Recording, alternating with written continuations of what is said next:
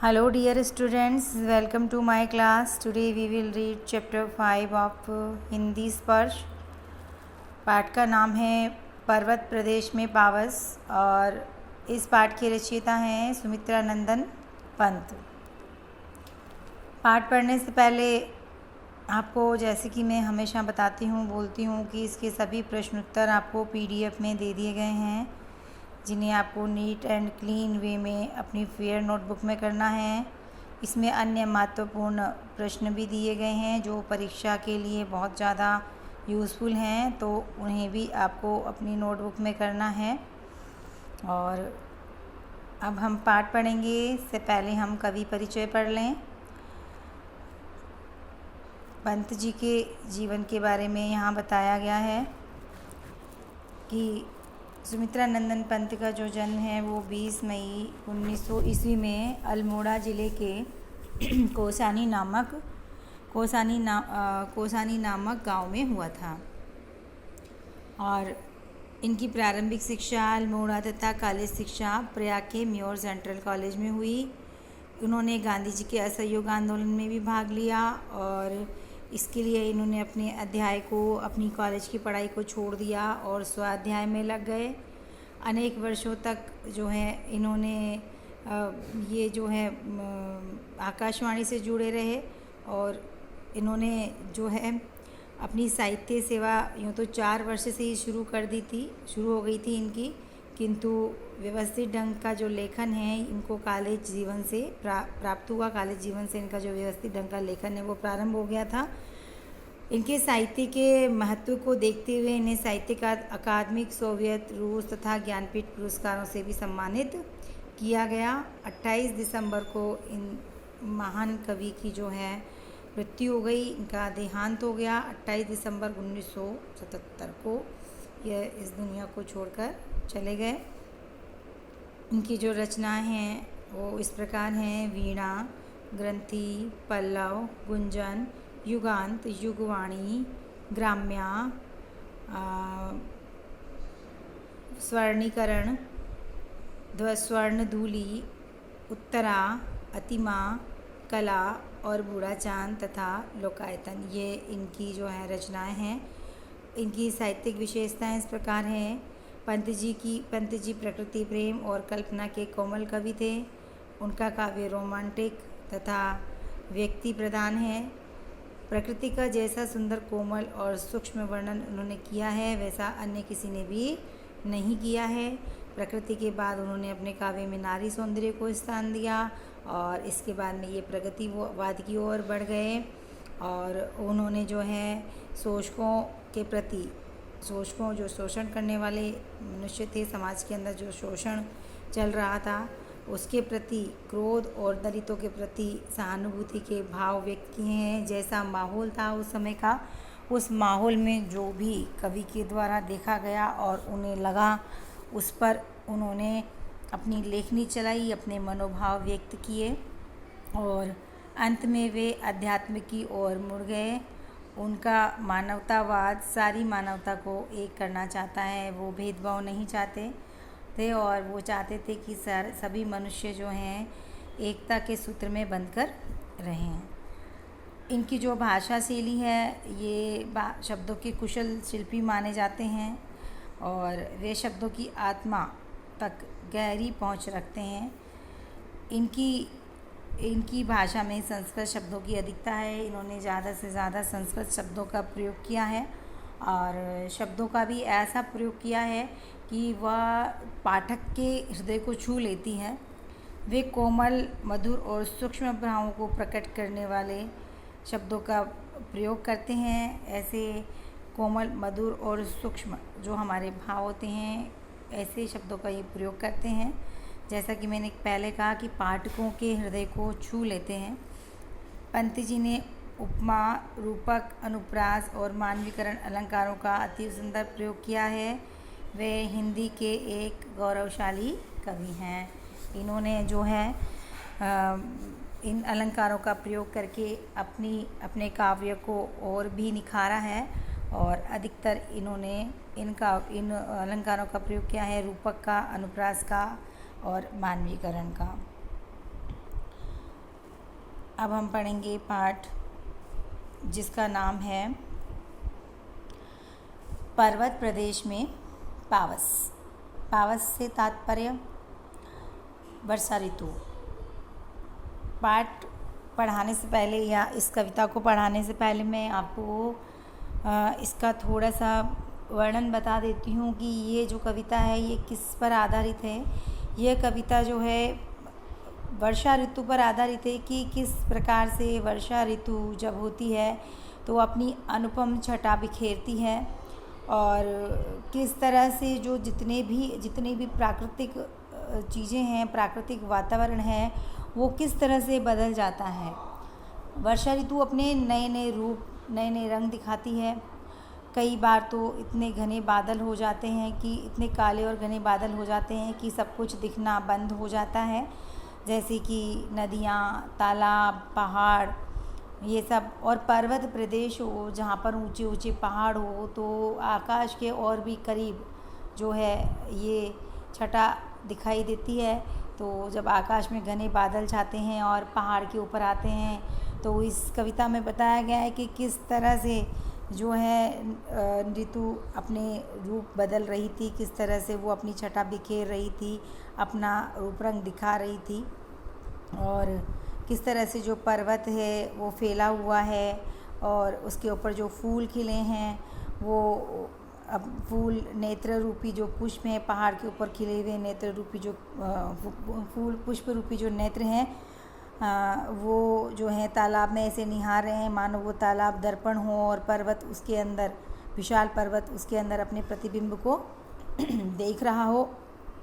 और इस तरह से जो है आगे भी इसमें ये बताया गया है कि किस तरह से झरने जो हैं पहाड़ का गौरवगान कर रहे हैं और झरझर करते ऐसे लग रहे हैं मानो मोतियों की जो माला है उसके जो झाग बनते हैं पानी के, वो मोतियों की माला के समान गिरते हुए दिखाई दे रहे हैं।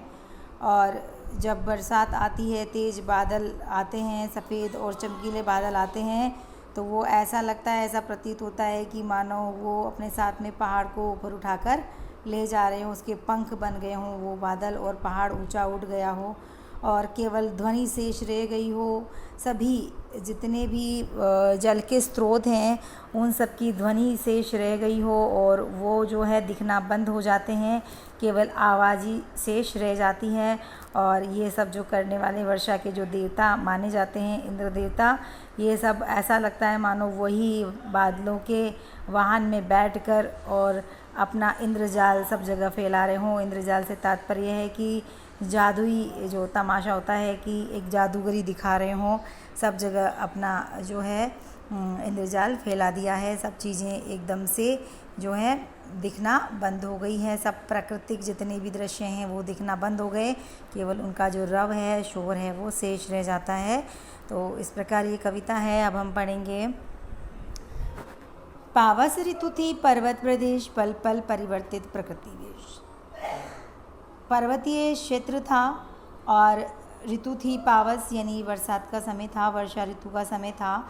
और वर्षा ऋतु के समय जो प्रकृति है वो अपने वेश को, अपने रूप को हर पल बदल रही थी। पल पल जो है प्रकृति का रूप वो बदल रहा था। बरसात की ऋतु के कारण जो है प्रकृति बार बार अपना रूप बदल रही थी।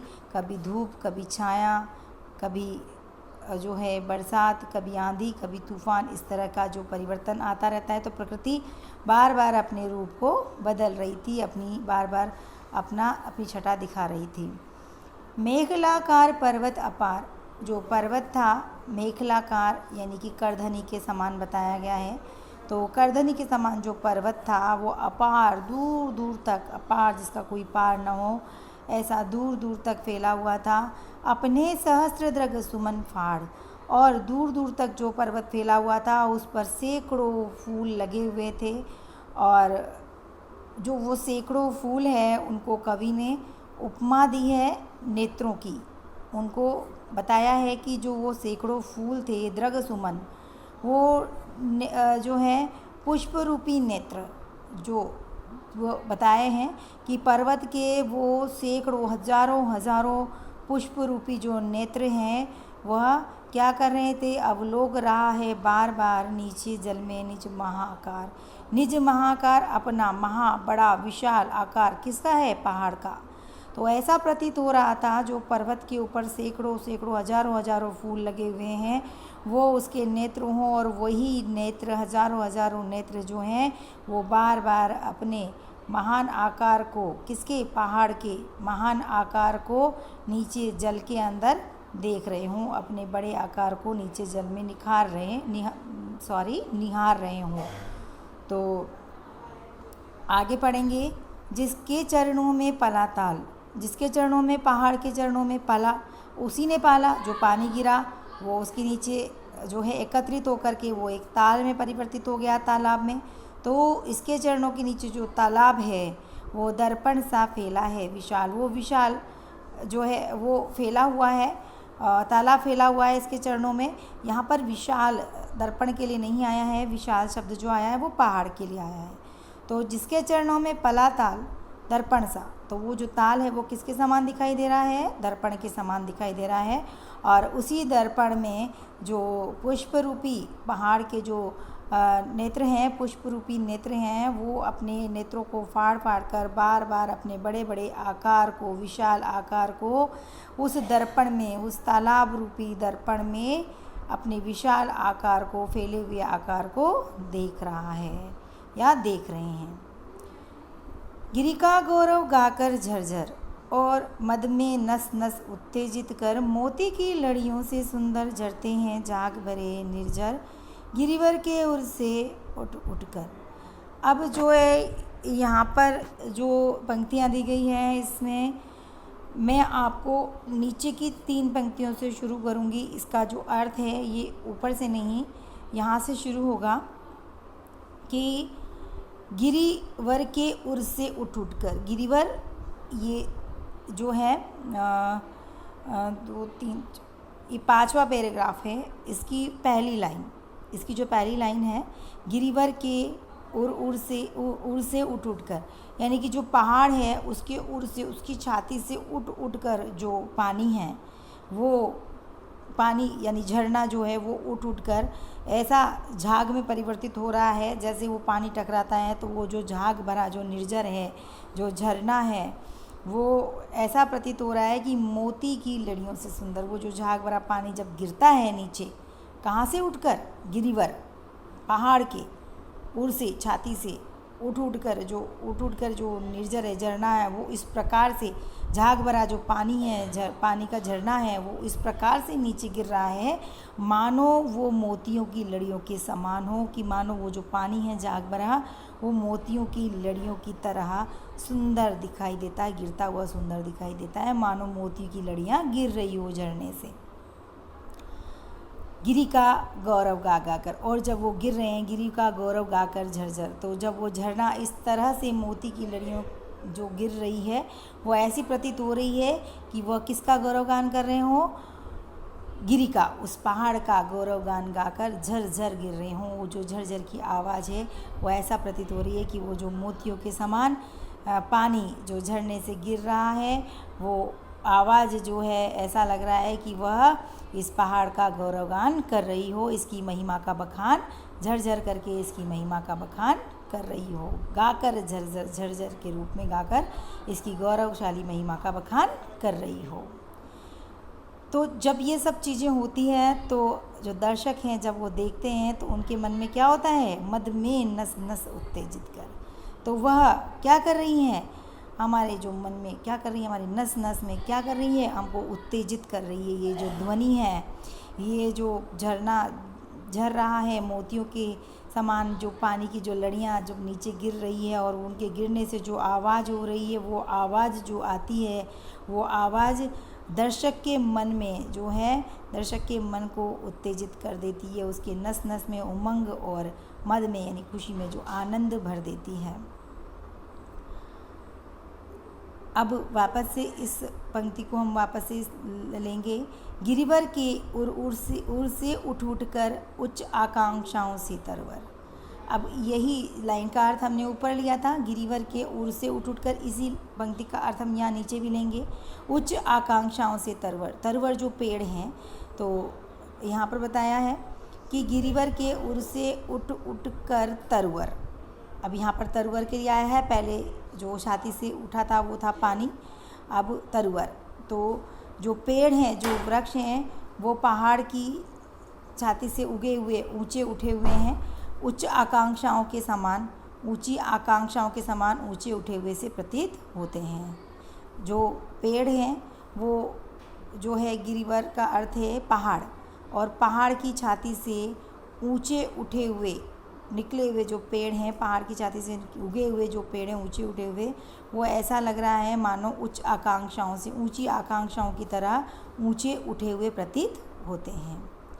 हे झांक रहे नीरव नभ पर, और वो जो पेड़ हैं वो इस तरह से ऊंचे उठे हुए हैं कि आकाश की ओर जा रहे हैं, और ऐसा प्रतीत होता है कि जो वो वृक्ष हैं वो नभ पर, नीरव यानी शांत, नभ आकाश की ओर ताक रहे हों, झांक रहे हों, शांत आकाश को देख रहे हों। अनिमेष अटल कुछ चिंता पर, बिल्कुल अटल होकर शांत भाव से वो हैं जो ऊपर की ओर देख रहे हैं, लेकिन उनके अंदर कुछ चिंता दिखाई देती है, कुछ चिंताशील वो दिखाई देते हैं। ऐसा लग रहा है कि वो कुछ सोच रहे हैं, विचार रहे हैं, जैसे कि वो आकाश के रहस्य को जानने का प्रयास कर रहे हों। इस तरह से उड़ गया अचानक लो भूधर। अब क्या हुआ कि अचानक से क्या हुआ, भूधर का अर्थ है, तात्पर्य है पहाड़। तो लो अचानक से क्या हुआ, वो जो पहाड़ है वो उड़ने लगा है। फड़का अपार पारद के पर, ऐसा लग रहा है कि वो अपार, वो जो पहाड़ है जिसका कोई पार नहीं है, वो अपने परों को, पारद के पर, अपने परों को, अपने पंखों को फड़फड़ा कर, जो है उसके पंख कौन हैं, उसके पंख हैं बादल, तो वो अपने बादल रूपी चमकीले और सफ़ेद पंखों को फड़फड़ा कर ऊपर उड़ने लगा हो। रव शेष रह गए हैं निर्जर, और जब वो बादल उड़ने लगे तो बारिश जो है, वर्षा ऋतु अपना जो है अपना असर दिखाने लगी और वर्षा होने लगी। तो क्या हो गया, रव शेष रह गए, केवल जो झरने थे, जो झरने झरझर बह रहे थे, उन झरनों का दिखना बंद हो गया। बादल, जो इतने काले बादल और इतनी बरसात तेज हो रही थी कि वो जो झरने वो दिखने बंद हो गए, केवल उन झरनों का स्वर शेष रह गया। हे टूट पड़ा भू पर अंबर, ऐसा प्रतीत हो रहा था कि जब वो बरसात आ रही थी और जो बादल गरज रहे थे, तो ऐसा लग रहा था कि जो बादल हैं वो धरती पर टूट पड़े हों, ऐसा प्रतीत हो रहा था। धस गए धरा में सभय शाल, और जब ये ऐसा परिवर्तन हुआ प्रकृति में, तो ऐसा महसूस हो रहा था उस समय कि मानो जब बादल से सारे साल नाम के वृक्ष जो हैं वो पर्वत प्रदेश में पाए जाते हैं, पर्वतीय क्षेत्र में पाए जाते हैं, तो साल नामक जो वृक्ष हैं वो ऐसे प्रतीत हो रहे थे कि जैसे कि वो मालूम धरा यानी धरती के अंदर धंस गए हो, सभय यानी भय के कारण बादल के अंदर वो ऐसे ढक गए थे, बादल ने उन्हें ऐसा ढक लिया था, ऐसा लग रहा था कि मानो वो भय के कारण धरती के अंदर धंस गए हों। उठ रहा धुआं जल गया ताल, और जब इस तरह से तेज मूसलाधार बारिश हो रही थी और बादल चारों ओर छाए हुए थे, तो ऐसा प्रतीत हो रहा था मानो कि जो धुआं उठ रहा है, वो जो ताल था, तालाब था, उसमें से क्या उठ रहा है, धुआं उठ रहा है। ऐसा लग रहा है कि वो जल रहा है और उसका जलता हुआ धुआं चारों ओर फैल रहा है। तो यूँ जलद यान में विचर विचर था इंद्र खेलता इंद्रजाल, और इस सबको करने वाला कौन है, वर्षा ऋतु को जो है लाने वाला, वर्षा ऋतु का जो देवता हैं उनको जो है इंद्र कहा जाता है। तो ये सब जिन्होंने किया है वो कौन है, वो हैं इंद्र भगवान।